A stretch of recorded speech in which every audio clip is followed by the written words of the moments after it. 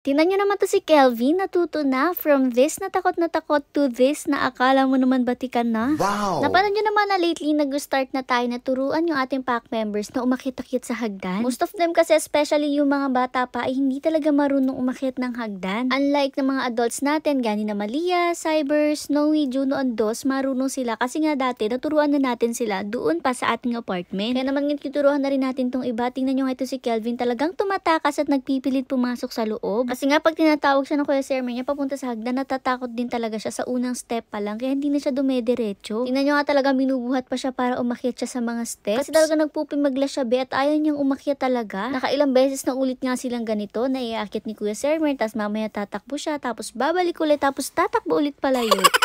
Nag-try pa nga ng iba't ibang technique si Kuya Sermer para mapaakyat lang siya. Dito nga pinapalakpakan siya at inuukit-ukit para umakyat. Pero syempre di nga yung nag-work, kaya kumuha naman siya ng treats at pinaamoy-amoy niya kay Kelvin. Syempre bilang isang matakaw, ayan talagang bet na bet niya nga at nauuto siya, pero hindi talaga siya nagsistep doon sa hagdan. Talagang inaamoy-amoy niya lang na ganyan. Kaya naman talagang binuhat na lang siya ni Kuya Sermer niya kasi nga walang gumanang panguuto sa kanya. So ang ginawa nga dito, same technique na ginawa natin before. So aalalayin lang yung kanilang paa sa likod at tingnan nyo naman, nung mag-gets na ni Kelvin, talaga siya na yung umakyat ng kanya. Naalalayan nga lang siya kapag medyo naiiwan yung paa niya, pero mostly siya talaga yung gumawa at umakyat mag-isa. Pag-akyat nga, nasa lubong niya dito is si Perseus at buti na lang nakakulong rin siya. Pero mabait naman to si Kelvin, tingnan nyo nga, talagang inaamoy-amoy lang niya at hindi niya inaaway. Actually, si Perseus pa nga yung nangaaway sa kanya eh. Syempre, dahil takot rin nga siya. Siksik naman maigi si Kelvin dito, lumaglag tuloy yung paa niya dyan sa likod. Pero syempre, siya rin nga mismo nag-akyat dyan at ayan, talaga nakasiksik siya dyan kasi ayaw niya talagang bumaba. Dumiretso na nga lang siya paglalakad dito sa taas at talaga nakaabot siya doon sa may pinto ng second floor ng mansion. Nakaalala nga sa kanyang Kuya Sermer niya kasi nga syempre wala pa tong grills at delikado naman, baka mahulog siya kapag nagliko o kaya baka mapasala na naman yung paa niya. Delikado, diba? Anyways, dito pinipilit na nga siya na umpisang pababain kasi nga gets naman namin at ako talaga siya dahil syempre anak to ni Hercules. Yung mga anak niya talagang manang-mana sa kanya, takot na takot bumaba ng hagdan.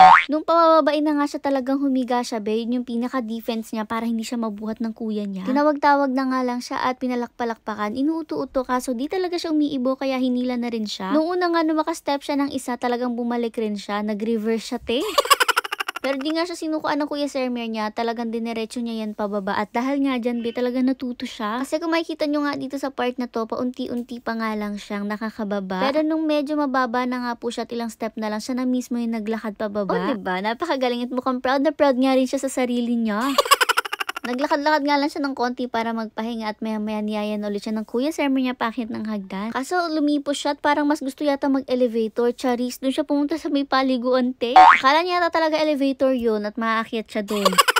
Anyways, kaya siya ganito kasi gusto naman talaga niyang umakyat kaso takot nga talaga siya. Kaya ayan, kinailangan lang ng konting push para nga makaakyat na siya kasi medyo takot lang din kasi talaga siya. Nauna yung takot niya pero kaya naman talaga niya. Kasi maya-maya pa siya na talaga mismo mag-isa yung umakyat. Patalon-talon nga lang siya pero okay na rin yun. At least nakaakyat siya, diba?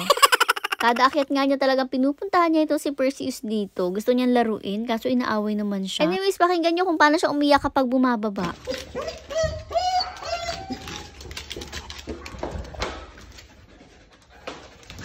O diba, for the cry lang nung umpisa, pero nung pababa na talagang okay na rin siya at dire-diretso na. Nakakatawa nga ito si Kelvin natin kasi nga na-face niya yung fear niya today. Very good talaga. Guys, may share nga pala